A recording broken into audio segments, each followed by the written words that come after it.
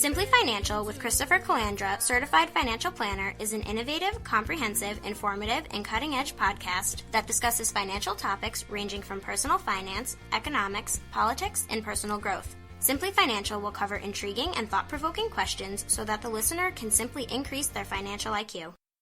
Welcome to the Simply Financial podcast. I'm your host, Christopher Calandra. Thanks for joining me on this episode, which is number 9 of season 3.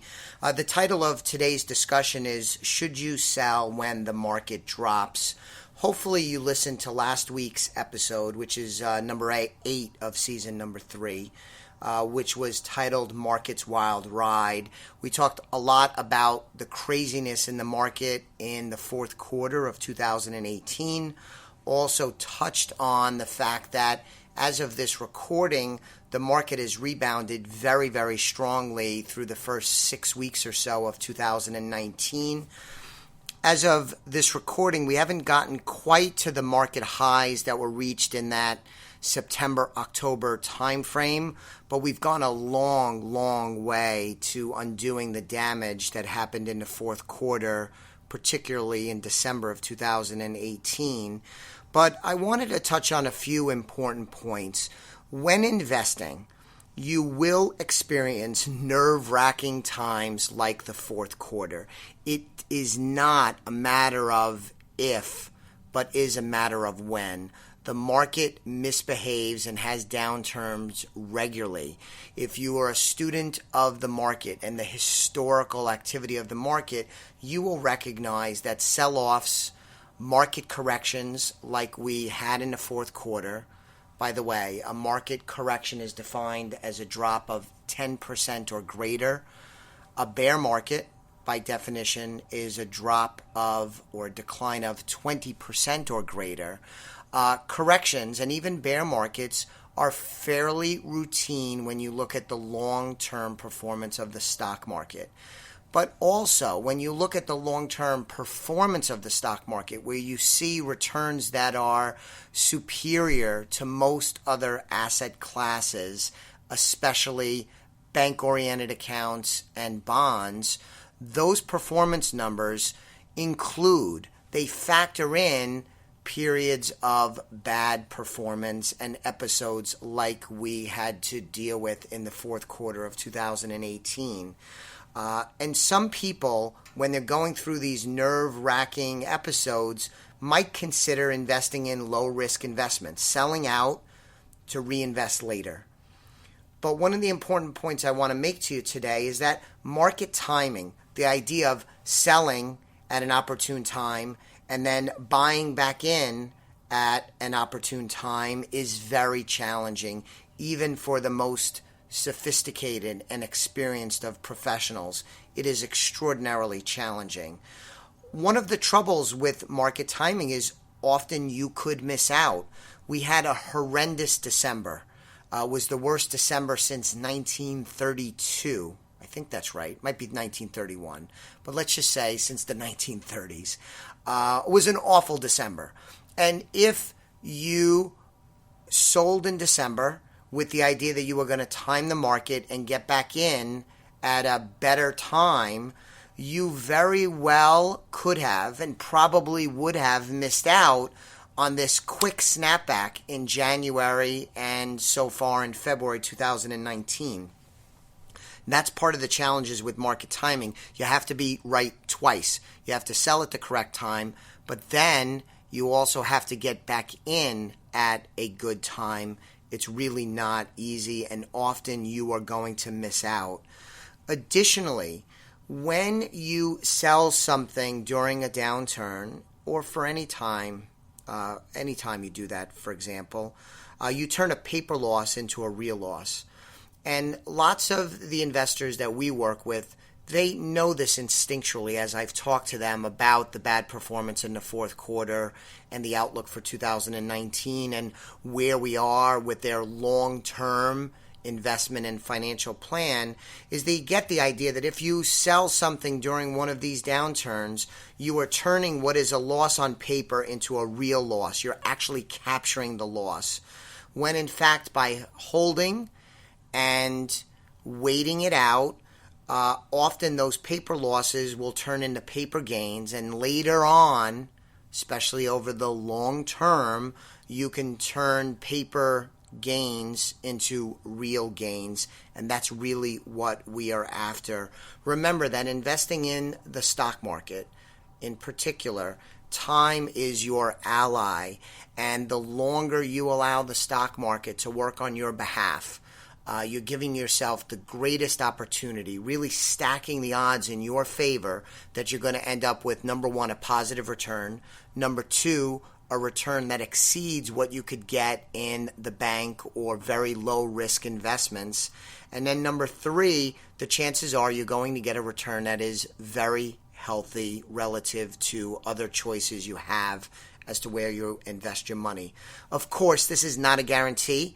I'm looking at 100 years worth of data on the stock market performance, and I have a high degree of confidence that the next couple of decades will probably be like the past, but that's not a guarantee.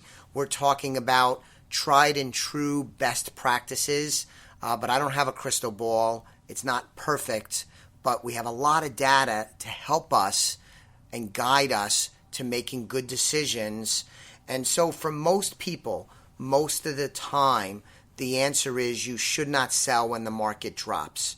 That's really, really an overstatement because I can't capture everybody's situation and everybody's circumstance, and it's just a general statement. But when we here at Elliott Wealth Management Services, when I've talked to my clients about what happened last year, for the most part, the advice has been, and so far it's proven to be good advice, is to just hold your nose, walk through this tough period, keep an eye on the prize, which is a long-term perspective, not a short-term perspective, and the idea that your patience will be rewarded.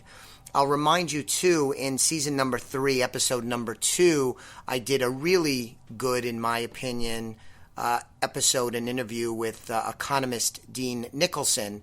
And at the end of that podcast episode, I gave, I think, a very good quote by Warren Buffett, considered the greatest investor of all time, and probably is. And he said that the stock market is a mechanism for transferring wealth from the impatient to the patient. And the reality is, all the academic and historical research and numbers demonstrate that periods of downturns, bad periods, are followed by periods of recovery. That's why most of the time, and for most of our clients, we recommend that they hold on, not do anything rash, and that their patience would be rewarded. Now, with that said, if you lost a lot of sleep during the fourth quarter downturn, which by historical standards was notable but fairly mild, I think we were down 15 to 16% from the highs. Boy, that is jarring.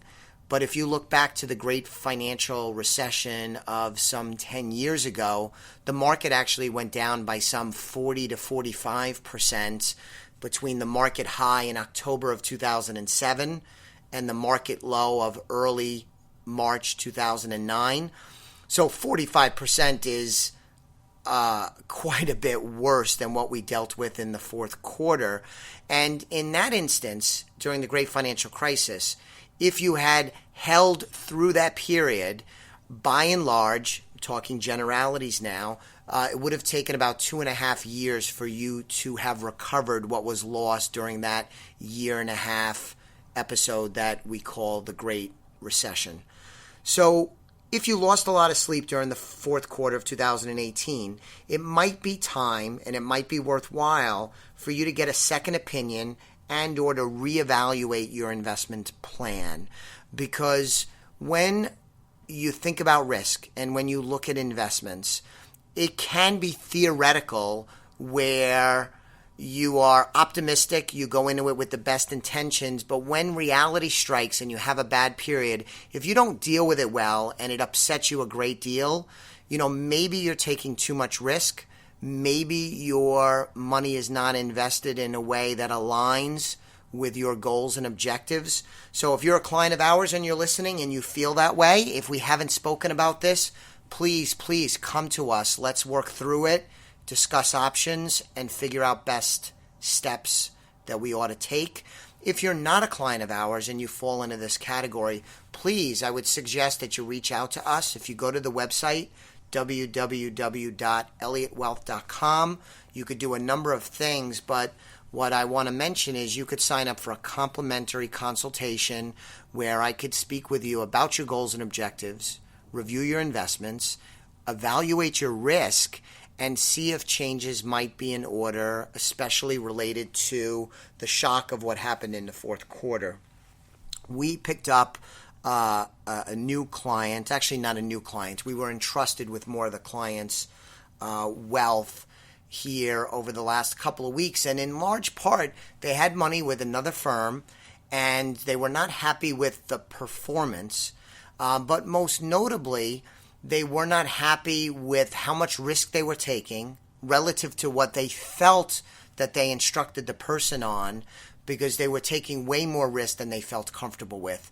And they had talked to the advisor a few times through their relationship, but in the end felt that they weren't heard appropriately. And when the downturn came, they decided they were going to make a change, which is beneficial for us. We picked up more assets and improved our relationship with the client, but it was done probably a little too late. And I feel bad for him because it seems as though for quite a while he was trying to get them to reduce risk in the portfolio, only to have it fall on deaf ears. So keep that in mind. If the fourth quarter really bothered you quite a bit, take a look at your portfolio. We can help. Or if you're working with somebody else, you could certainly check in with them. But we'd love to steal you and pick up new clients whenever we can. So thanks for listening today. I'll be back with you on an episode very soon of the Simply Financial podcast. I mentioned the website. Please go there, sign up for a complimentary, no-cost consultation. Subscribe to this podcast. I'd appreciate that quite a bit. Thanks again, and have a great day. The views expressed are not necessarily the opinion of SagePoint Financial Incorporated and should not be construed directly or indirectly as an offer to buy or sell any securities mentioned herein. Investing is subject to risks, including loss of principal invested. Past performance is not a guarantee of future results. No strategy can assure a profit nor protect against loss. Please note that individual situations can vary. Therefore, the information should be relied upon when coordinated with individual professional advice. Please note, the information being provided is strictly as a courtesy. When you link to any of the websites provided here, you are leaving this website. We make no representation as to the completeness or accuracy of the information provided at these websites, nor is the company liable for any direct or indirect technical or system issues or any consequences arising out of your access to your use of third-party technologies, websites, information, and programs made available through this website. When you access one of these websites, you are leaving our website and assume total responsibility and risk for your use of the websites you are linking to. Securities and advisory services are offered through SagePoint Financial Incorporated, member FINRA SIPC. Insurance services offered through Elliott Wealth Management, LLC, not affiliated with SagePoint Financial. Simply Financial is part of the Exvadio Podcast Network. You can find Exvadio podcasts at exvadio.com/podcast, the Apple Podcasts app, iTunes Store, iHeartRadio app, Spotify, Stitcher, and wherever you find podcasts. So join us and stay informed and entertained.